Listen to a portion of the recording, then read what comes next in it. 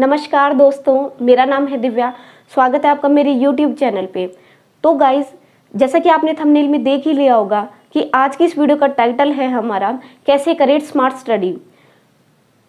तो गाइज, आपने बहुत बार जब टॉपर्स के इंटरव्यू सुने होंगे तो आपने उन्हें ये कहते हुए सुना होगा कि हमने इस एग्ज़ाम को स्मार्ट स्टडी से क्रैक किया है। तो गाइज, जब भी हम ये सुनते हैं हमारे माइंड में सबसे पहला क्वेश्चन ये आता है कि आखिर स्मार्ट स्टडी क्या होती है और किस तरह से हम इस स्टडी का यूज करके अपने एग्जाम को क्रैक कर सकते हैं। तो गाइज, आज की इस वीडियो में हम यही बात करने वाले हैं, स्मार्ट स्टडी क्या होती है, कौन कौन से ऐसे टिप्स हैं जिन्हें आप फॉलो करके आप भी स्मार्ट स्टडी कर सकते हैं। तो गाइज, चलिए वीडियो को स्टार्ट करते हैं। तो गाइज, मैं आपको बता दूं कि स्मार्ट स्टडी सिर्फ पढ़ने का एक तरीका होता है जिसके अंदर हम बहुत सारी डिफरेंट टेक्निक्स को यूज करते हैं।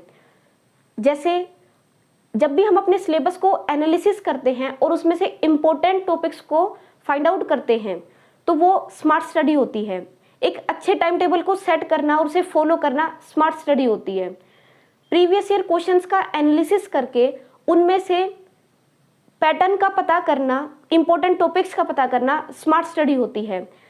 बहुत सारे कंटेंट में से एक लिमिटेड मटेरियल को तैयार करना, अच्छे नोट्स बनाना, वो स्मार्ट स्टडी होती है।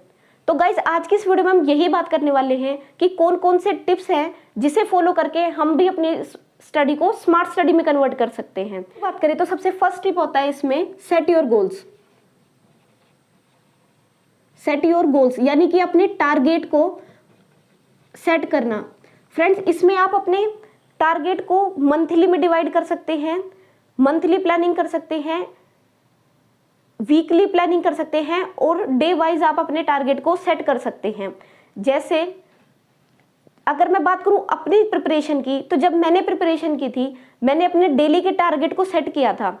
और गाइज, मैं आपको बता दूं कि कुछ स्टूडेंट्स इसमें घंटों के हिसाब से अपने टारगेट को बनाते हैं। जैसे हमें 1 घंटा इस सब्जेक्ट को देना है, 2 घंटे में हमें साइकोलॉजी को तैयार करने हैं, 1 घंटा हमें अपने लैंग्वेज के लिए रखना है। लेकिन फ्रेंड्स, मैंने जब अपनी प्रिपरेशन की थी तब मैंने डेली के टारगेट अपने टॉपिक्स के हिसाब से सेट किए थे। जैसे मुझे आज साइकोलॉजी में क्या टॉपिक पढ़ना है, इस तरह से, या लैंग्वेज में मुझे आज कौन कौन से टॉपिक तैयार करने हैं, उन्हें कितना समय देना है, इस तरह से मैंने अपने टारगेट को सेट किया था। तो आप इसमें अपने टारगेट को टॉपिक्स वाइज भी सेलेक्ट कर सकते हैं या टाइम के अकॉर्डिंग भी सेट कर सकते हैं, बट अगर टॉपिक के हिसाब से सेट करते हैं तो ज़्यादा बेटर रहता है। तो फ्रेंड्स, सबसे पहले हमारा टिप यही आता है, सेट योर गोल्स यानी कि अपने टारगेट को सेट करना कि आज आपको क्या पढ़ना है, वीकली आपको क्या पढ़ना है। तो सबसे फर्स्ट हमारा आता है अपने टारगेट को सेट करना। सेकंड अगर टिप की हम बात करें तो यहाँ पर आता है मेक योर शॉर्ट नोट्स। ठीक है फ्रेंड्स, सेकंड अगर हम पॉइंट की बात करें तो make your short notes. Friends, किसी भी एग्जाम को क्रैक करने का सबसे की पॉइंट होता है शॉर्ट नोट्स, कि आप अपने नोट्स को किस तरह से तैयार करते हैं।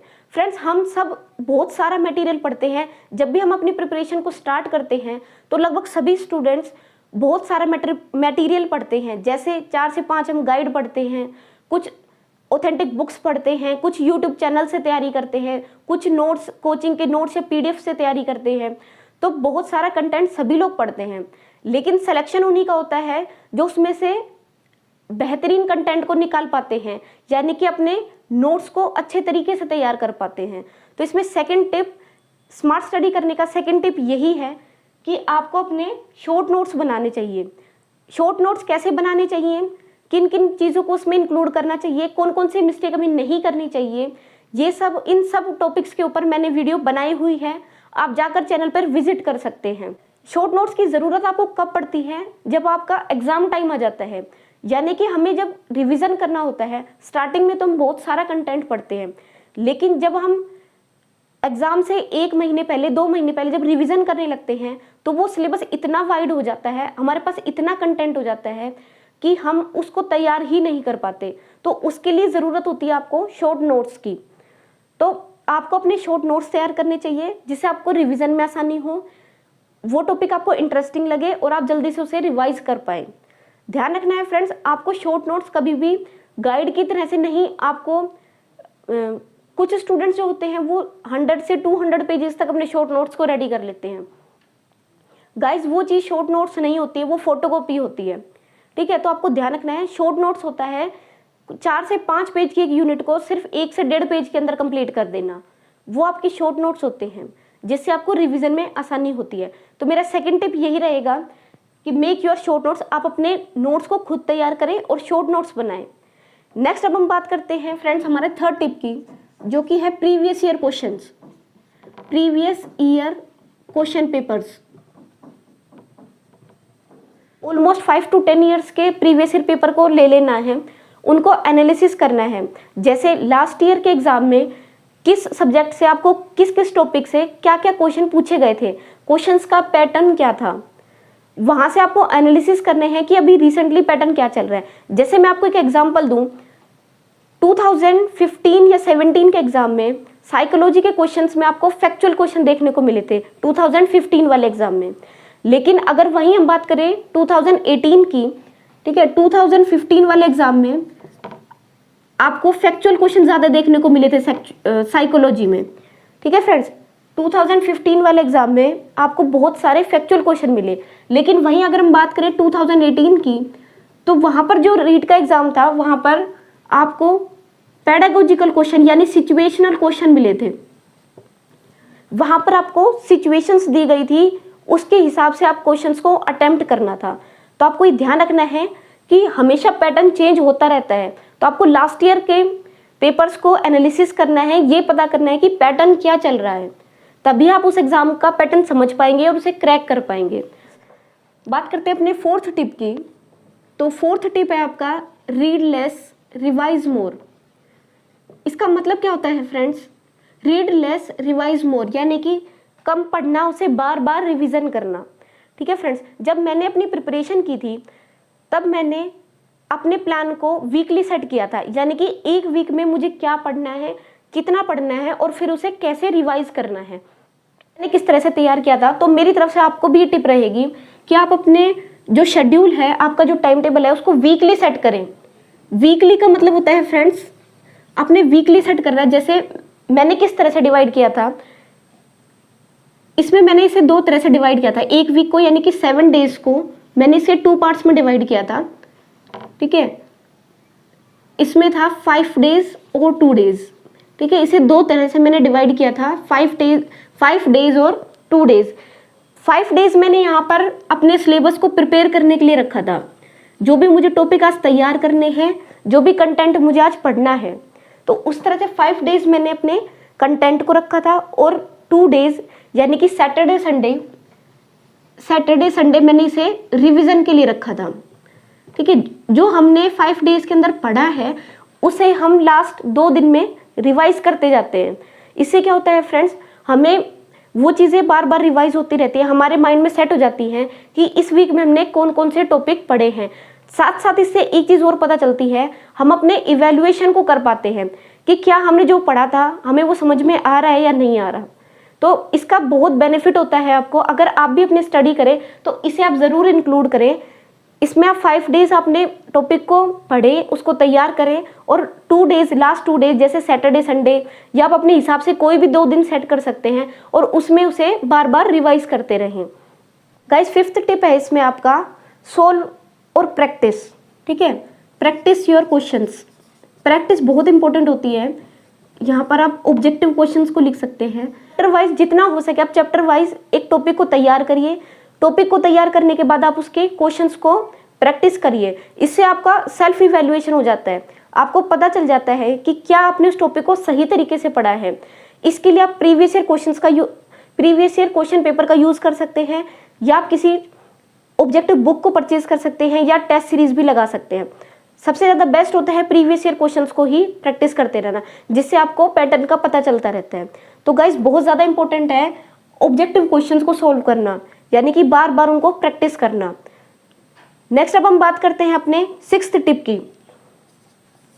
तो गाइस, इसमें बहुत बड़ी प्रॉब्लम है, एक बहुत बड़ी मिस्टेक है जो आप बार बार करते हैं कि हम एक बार में ही प्लान कर लेते हैं कि आज के दिन हम पूरी यूनिट को पढ़ देंगे, या हम आज के दिन 4-5 थ्योरी के साथ पढ़ देंगे।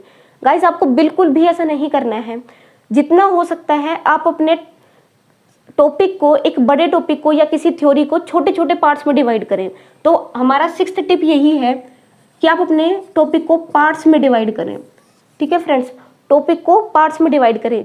नेक्स्ट टिप है फ्रेंड हमारा सेल्फ इवेल्युएशन। तो आपको ध्यान रखना है फ्रेंड्स, बहुत सारे स्टूडेंट्स क्या गलती करते हैं, जब भी आपका लास्ट एग्जाम होने वाला होता है उससे 1 महीना या 15 दिन पहले हम टेस्ट सीरीज लगाते हैं।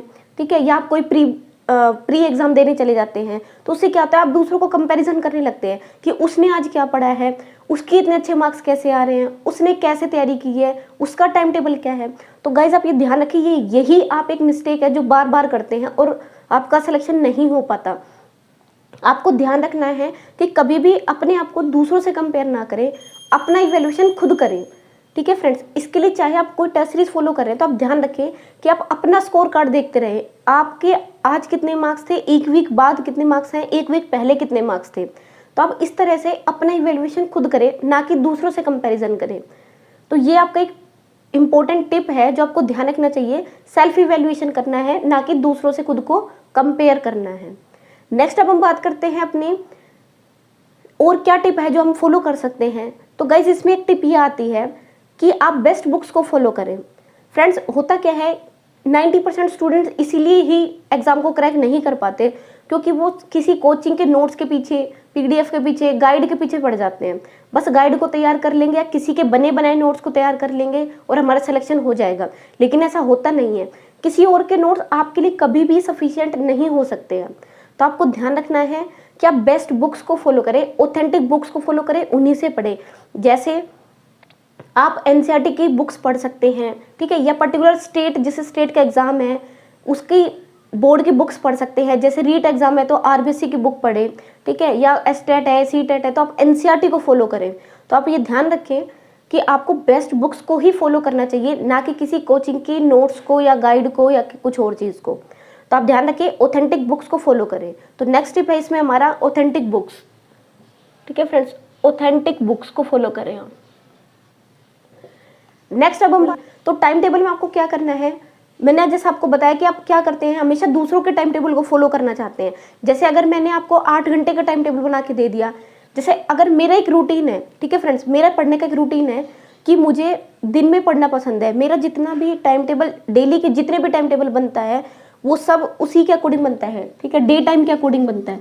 लेकिन कुछ स्टूडेंट्स ऐसे होते हैं जो नाइट टाइम में पढ़ना पसंद करते हैं, ठीक है, नाइट टाइम में पढ़ना पसंद करते हैं। तो आप ये ध्यान रखें कि अपना टाइम टेबल खुद बनाएं, दूसरे के टाइम टेबल को फॉलो ना करें, ठीक है। और पढ़ने का कोई टाइम नहीं होता, आपको जब अच्छा लगता है, जब आपका इंटरेस्ट होता है पढ़ने का, तब आप उस चीज़ को पढ़ें। दूसरा, टाइम टेबल बनाते समय ये ध्यान रखें कि आप कभी भी एक तरह का टाइम टेबल रोज के लिए ना रखें, डेली अपने टाइम टेबल को चेंज करते रहें।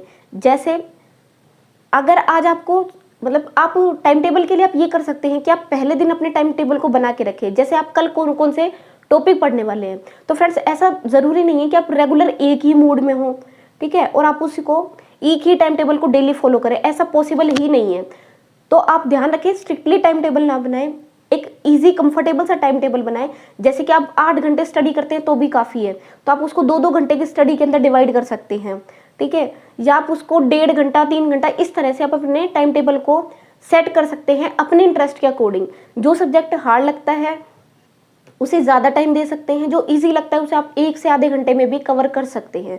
तो आपको ध्यान रखना है, टाइम टेबल आपका आपके अकॉर्डिंग होना चाहिए, ठीक है। और हो सके तो आप नेक्स्ट डे का टाइम टेबल पहले दिन रात को बनाकर रख ले कि आपको सुबह क्या पढ़ना है। तो और स्पेशली टाइम टेबल के ऊपर मैंने एक और वीडियो बनाई हुई है, आप जाके चैनल पे विजिट कर सकते हैं। तो और भी बहुत सारी वीडियो आपको मेरे चैनल पे मिल जाएगी, जैसे कि फर्स्ट अटेम्प्ट में आप कैसे एग्जाम को क्रैक कर सकते हैं, स्मार्ट स्टडी क्या होती है, नोट्स कैसे बनाते हैं, बेस्ट टाइम टेबल कैसे सेट करते हैं, ठीक है। इस तरह से बहुत सारा कंटेंट है, बेस्ट बुक्स कौन सी हैं, ठीक है। तो इस तरह से बहुत सारा कंटेंट है जो आपको मेरी वीडियो पे मिल जाएगा। तो आप प्लीज़ एक बार जाकर ज़रूर विजिट करें। आपको ये वीडियो अच्छी लगे तो प्लीज़ लाइक करें, शेयर करें, चैनल को सब्सक्राइब करें। और गाइस डिस्क्रिप्शन में आपको पूरी प्लेलिस्ट का लिंक मिल जाएगा, आप वहाँ से पूरी प्लेलिस्ट को चेकआउट कर सकते हैं। आई होप ये वीडियो आपको पसंद आई होगी। Thank you so much, bye bye.